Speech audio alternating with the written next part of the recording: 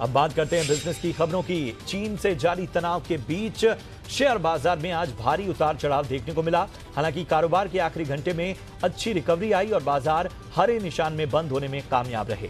Sensex 185 अंकों की बढ़त के साथ 39,086 के स्तर पर बंद हुआ। निफ्टी 65 अंकों की बढ़त के साथ 11,530 के पार बंद होने में कामयाब रहा। निफ्टी में भारतीय इंफ्राटेल का शेयर 4% और जी एंटरटेनमेंट का शेयर करीब 8% की बढ़त पर बंद हुए। लोन मोरेटोरियम की अवधि खत्म होने के बाद अब लोगों की नजर इस बात पर टिकी है कि मोरेटोरियम के दौरान वसूले जाने वाले ब्याज पर सुप्रीम कोर्ट से कोई राहत मिलती है या नहीं। साथ ही साथ इस बात पर भी नजर है कि कोर्ट मोरेटोरियम अवधि बढ़ाने पर कोई निर्णय लेता है या नहीं।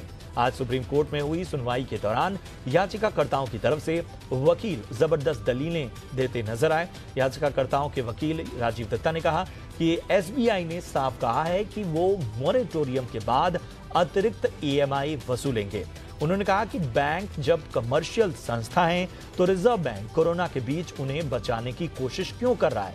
आज की बहस में क्रेडाई ने भी अपनी बात रखी। मामले की सुनवाई कल भी जारी रहेगी। जी एंटरटेनमेंट ने अपने नए cinema to home service platform ZeePlex का ऐलान किया है।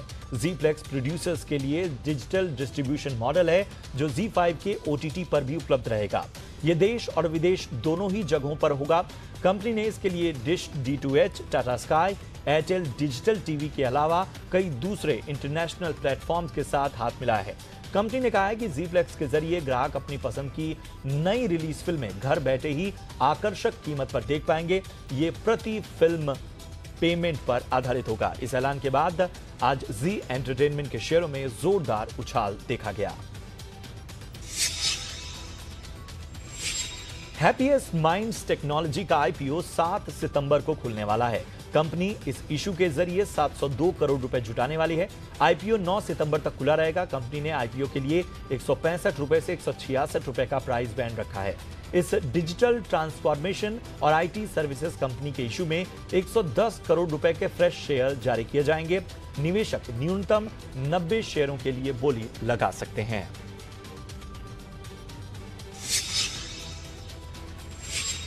एजीआर बकाया चुकाने के लिए 10 साल की मोहलत मिलने के बाद अब वोडाफोन आइडिया रकम जुटाने की तैयारियों में जुट गई है।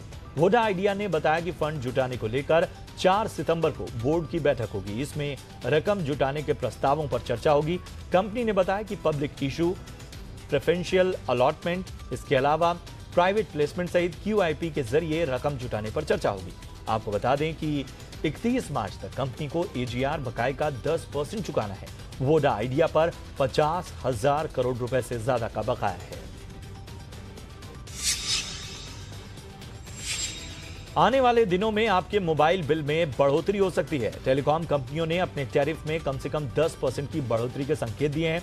एयरटेल और वोडाफोन को अगले 7 महीनों में अपने बकाये एजीआर का 10% चुकाना है।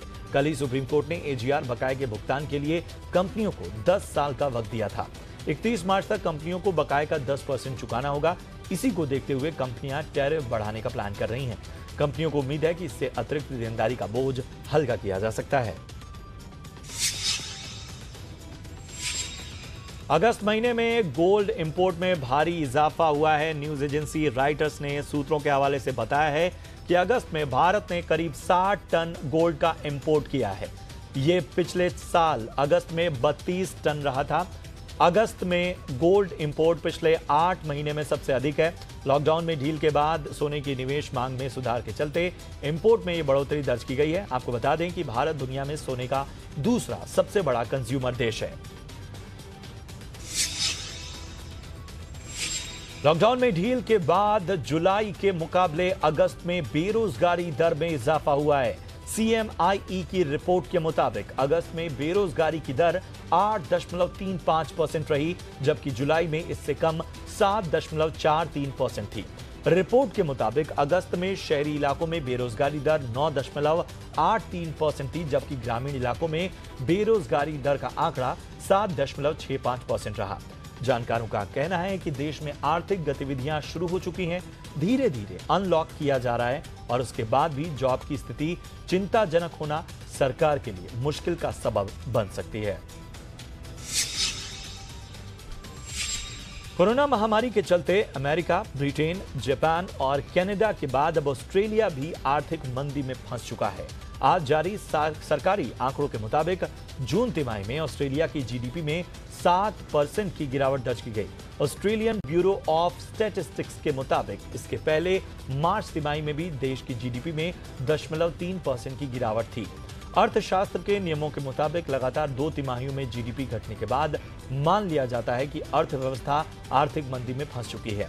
ऑस्ट्रेलिया की जीडीपी में जून तिमाही में अब तक की ये सबसे बड़ी गिरावट है।